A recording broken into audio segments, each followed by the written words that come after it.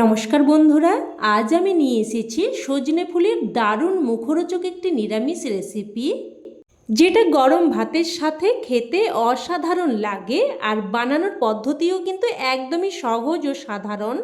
আর এই ফুল খাওয়া কিন্তু আমাদের শরীরের জন্য ভীষণ উপকারী, তাই বাড়ির কেউ অপছন্দ করলে এইভাবে একবার বানিয়ে দিন।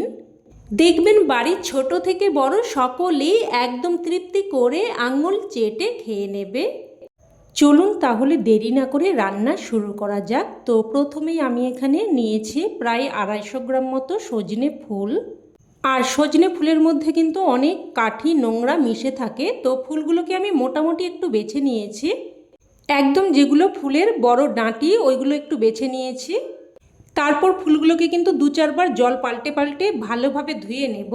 তো নর্মাল জলের মধ্যে ফুলগুলোকে দিয়ে দেখুন এইভাবে উপর দিয়ে হালকা করে ফুলগুলোকে তুলে নিতে হবে। এতে করে দেখুন কাঠি অর্থাৎ ফুলের ডাঁটি আর ফুলের মধ্যে কাদা নোংরা এগুলো কিন্তু জলের নিচের দিকে থিতিয়ে পড়ছে, আর ফুলগুলো কিন্তু উপর দিকে ভেসে উঠেছে। আর এই প্রসেসটা কিন্তু 2-3 বার করে নিতে হবে। আর এইভাবে করে নিলে ফুলগুলো কিন্তু খুব সহজে একদম পরিষ্কার হয়ে যাবে। তো দেখুন জলটা কিন্তু আগের থেকে অনেকটাই পরিষ্কার বেরিয়েছে। আর আমি কিন্তু এই প্রসেসটা 2 বার করেছি, তবে আপনাদের ফুলে যেই রকম নোংরা থাকবে সেই মতো অনুযায়ী এই প্রসেসটা করে নেবেন। এবার ফুলগুলোকে সবশেষে আরও একবার ভালোভাবে ধুয়ে নেব, তবে এখন কিন্তু নর্মাল জলের মধ্যে এই প্রসেসটা করছি না। এখানে কিন্তু আমি নিয়েছি ঈষদুষ্ণ গরম জল, তারপর গরম জলের মধ্যে ফুলগুলোকে দিয়ে আবারও একই রকমভাবে এই প্রসেসটা করে নিলাম। তো দেখুন ফুলগুলোকে কিন্তু আমি একদম ভালোভাবে পরিষ্কার করে ধুয়ে নিয়েছি। এবার আমি এখানে নিয়ে নিচ্ছি একটা মিক্সিং জার। এবার ফুলগুলোকে এই মিক্সিং জারের মধ্যে নিয়ে নেব। তো যতগুলো ধরে ততগুলো মিক্সিং জারে নিয়ে জাস্ট কিন্তু মিক্সিং জারটা একবার ঘুরিয়ে নেব। খুব বেশি বার কিন্তু মিক্সিং জারটা ঘোরানো চলবে না। তো দেখুন জাস্ট একবার ঘুরিয়ে এই রকম একটু দানা মতো রেখে পেস্ট করে নিয়েছি। আর এই পেস্টটা কিন্তু এই রকম একটু দানা মতো হয়েছে। আর সজনে ফুলগুলোকে কিন্তু খুব বেশিবার মিক্সিং জার ঘুরিয়ে একদম মিহি করে পেস্ট করা চলবে না, তাতে করে সজনে ফুলগুলো কিন্তু তেঁতো হয়ে যেতে পারে। জাস্ট কিন্তু মিক্সিং জারটা একবারই ঘুরিয়ে নেবেন। তো দেখুন সমস্ত সজনে ফুলগুলোকেই আমি রেডি করে নিয়েছি। এবার চলে যাচ্ছি আমি মূল রান্নায়। তো গ্যাস অন করে কড়াই বসিয়ে আমি এখানে দিয়ে দিয়েছি প্রায় 2 চামচ মতো সর্ষের তেল। তেল হালকা গরম হয়ে আসলে ফোড়নে দিয়ে দিলাম 1/2 চামচ কালো জিরে আর 2টো শুকনো লঙ্কাকে 2 টুকরো করে দিয়ে দিলাম। ফোড়নটাকে নাড়াচাড়া করে কয়েক সেকেন্ড ভেজে নেব। ফোড়নটা ভালোভাবে ভেজে নিয়ে এবার এখানে দিয়ে দেব আলু।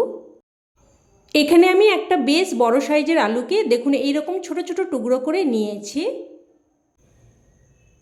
তো আলুগুলো দিয়ে এবার এখানে দিয়ে দিচ্ছি কয়েকটা চেরা কাঁচা লঙ্কা। আর ঝালটা কিন্তু অবশ্যই আপনারা আপনাদের স্বাদ অনুযায়ী দিয়ে দেবেন। তো লঙ্কাগুলো দিয়ে একটু নাড়াচাড়া করে নিয়ে এবার এখানে দিয়ে দিচ্ছি স্বাদ অনুযায়ী লবণ আর অল্প একটু হলুদ গুঁড়ো, প্রায় 1/3 চামচ মতো দিয়ে দিলাম।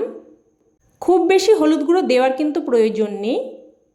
তো লবণ আর হলুদ গুঁড়োটা দিয়ে মিশিয়ে নিয়ে এবার একটা ঢাকনা দিয়ে মিডিয়াম ফ্লেমে আলুগুলোকে প্রায় 2 থেকে 3 মিনিট মতো ভেজে নেব। তো প্রায় 2 থেকে 3 মিনিট মতো ঢাকনা দিয়ে দিয়ে আলুগুলোকে ভেজে নিয়েছি। দেখুন আলুগুলো কিন্তু বেশ ভালো মতো ভাজা হয়ে গেছে।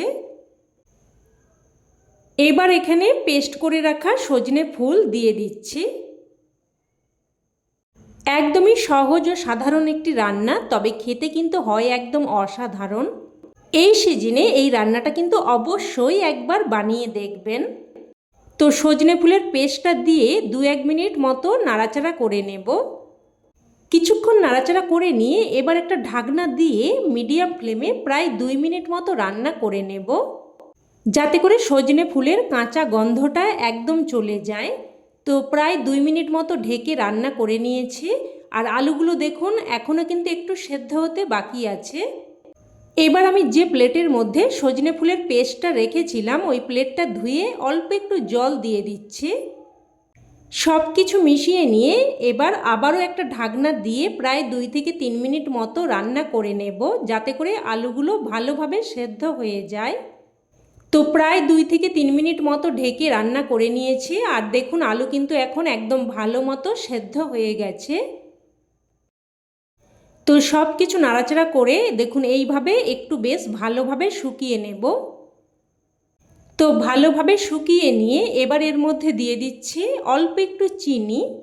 তবে বন্ধুরা, স্পেশাল উপকরণ দেওয়া কিন্তু এখনও বাকি, আর অল্প একটু মিষ্টি কিন্তু অবশ্যই দিয়ে দেবেন।